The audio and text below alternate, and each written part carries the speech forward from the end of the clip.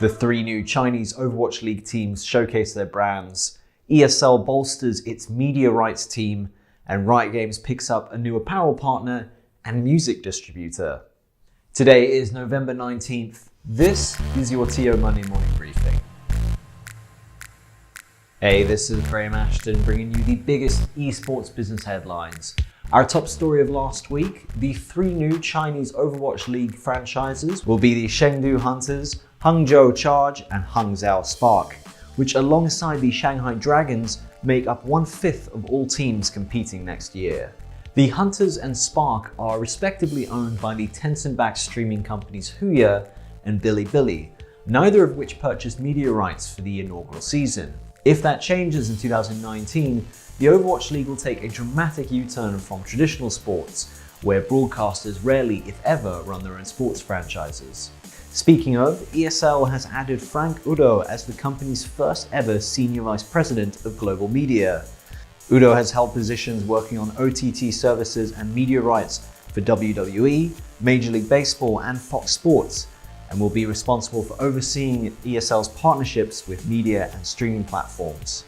Following the appointment of UEFA marketing veteran Thomas Schmidt to its board, ESL is now poised to expand its presence in the esports media rights market. Refresh Entertainment has sold one of its Counter-Strike teams, Heroic, to comply with VESA and Valve's rules on multi-team ownership. Rather than just a roster swap, everything from the trademark to the licenses are now owned by Serenadis Global Incorporated. Refresh Entertainment has made a small step forward in an industry full of problematic ownership ties.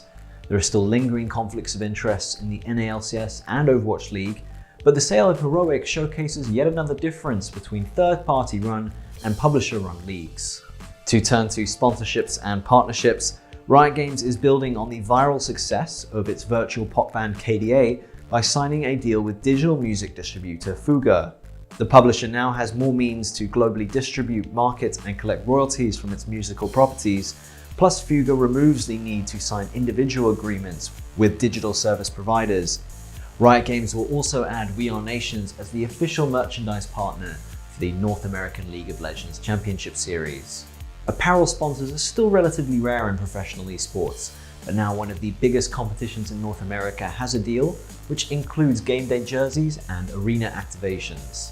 To round out the other major deals of last week, PayPal will partner with Ubisoft for the Rainbow Six Pro League.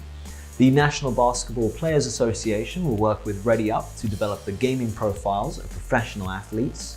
Complexity Gaming scores the industry's first casino sponsor with WinStar World Casino, and Hyundai will sponsor the Red Bull Conquest Finals. That's all for this week.